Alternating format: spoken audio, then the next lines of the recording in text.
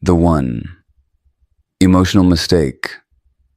Super empaths never forgive. It's not because they're harsh. It's not because they enjoy punishment. It's because once this happens, their body stops trusting you, even if their mind tries to stay kind.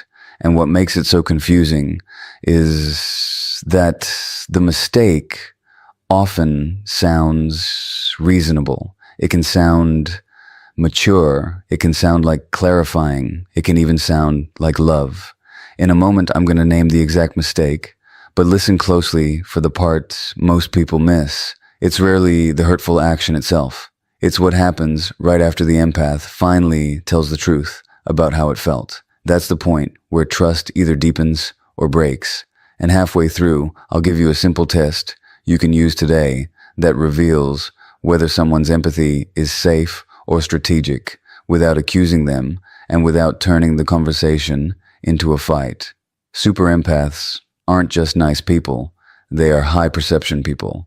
They notice timing, tone, effort, the emotional temperature behind your words. They can feel when something is off before you can explain what it is.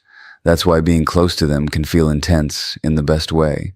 They see what others miss. But it also means one thing.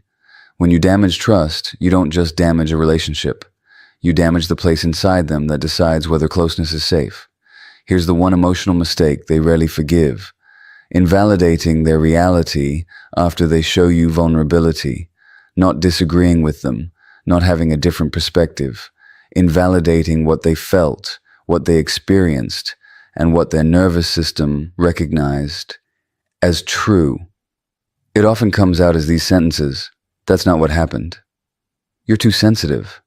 You always take it the wrong way. You're imagining things. You're overreacting. I didn't mean it like that, so you shouldn't feel that way." The moment you say something like that, the empath doesn't just feel misunderstood. They feel erased, because a super empath isn't asking you to have the same feelings. They're asking you to respect the fact that the feelings exist. And when you argue their experience, the message underneath is simple. Your inner world is negotiable. That's the moment something closes. Here's why this mistake is so damaging. Super empaths can tolerate imperfection. They can tolerate a clumsy moment. They can tolerate stress. They can even tolerate conflict. What they struggle to come back from is emotional invalidation, because it teaches them a dangerous rule. If I'm honest here, I will be punished for it. Punished with dismissal, punished with mockery, punished with defensiveness, punished with being treated like a problem. And once the nervous system learns that rule, it stops offering vulnerability. It starts offering distance. Here's a real-life moment that creates the crack. They finally bring up something they've been carrying, calmly, carefully. They say, "When you said that, I felt small." They're not screaming. They're not attacking. They're trying to repair. And the response is not curiosity. The response is correction. "I didn't say it like that. You misunderstood me. You're making a big deal out of nothing." That's when the super empath learns, in 1 second, my pain will be debated here. And a relationship becomes unsafe the moment your pain turns into a debate instead of a doorway to understanding. Most people think the deal breaker is the original hurtful action. For a super empath, the deal breaker is what happens after. Do you repair? Do you reflect? Do you care about impact? Or do you protect your self-image by making their feelings the problem? Because when you invalidate someone's reality, you're not just saying, "I didn't mean it." You're saying, "Your experience is incredible." And once you do that repeatedly, something changes. They stop explaining. They stop asking. They stop trying to be understood. Not because they don't care, because they've learned it costs too much. Here's what it looks like in everyday life. They send you a message like, "Hey, that joke hurt my feelings." And you reply, it was just a joke. Relax." To you, it sounds small. To them, it sounds like your feelings are inconvenient. Or they say, "When you go silent after we talk, I feel anxious." And you say, "You're needy. I need space." Maybe you do need space, but notice what you did. You didn't acknowledge impact. You made their feeling a character flaw. A super empath doesn't hear that as boundaries. They hear it as rejection with a label. Or they say, when you cancel last minute, I feel like I don't matter. And you say, you're being dramatic. It's not that serious. Now they're not just hurt, they're alone inside the hurt. And loneliness inside a relationship is what turns love into detachment. Here's the quiet danger. Invalidating someone's reality doesn't always look harsh. Sometimes it looks calm, logical, reasonable. It can hide behind these phrases. I'm just being honest. You're reading too much into it. Why are you focusing on the negative? Let's not make this a big thing. You're twisting my words. The result is the same. Their emotions become something you manage away instead of something you hold. And super empaths notice the difference immediately because safe people can tolerate your truth without needing to rewrite it. Unsafe people need you to doubt yourself so they don't have to look at themselves. That's why super empaths rarely forgive this mistake. It's not because they can't forgive, it's because they can't unlearn what their body learned. They can forgive you in their mind and still not feel safe with you. And safety determines access. So you might see them remain polite. You might see them act normal. You might even see them smile. But you'll notice something missing. They stop sharing their inner world. They stop telling you what they really think. They stop letting you close enough to hurt the part that used to be open. And then people get confused and say, you changed. But what really happened is simpler. They learned where honesty isn't safe. Now, let's go deeper, because super empaths often have a history that makes this wound sharper. Many of them grew up having to read the room to stay emotionally safe. They learned to sense moods quickly. They learned to adjust. They learned to be easy. They learned to keep the peace. So when they finally become adults who speak their truth, it's not just communication, it's liberation. If you invalidate them in that moment, it lands on an older wound. It lands in the place that says, I knew it. It's not safe to be real. That's why the reaction can feel intense. They're not reacting only to you. They're reacting to the familiar pattern. My feelings are too much, so I must shrink. And here's the pattern interrupt that changes everything. Some people don't want closeness. They want access. Access to your attention. Access to your forgiveness. Access to your empathy. Access to the part of you that makes everything feel okay again. When you invalidate a super empath, you're not just avoiding discomfort, you're protecting access. Because if you admitted impact, you might have to change the pattern, and change is expensive for someone who benefits from the pattern. Now, I promised you a test you can use today that doesn't require confrontation.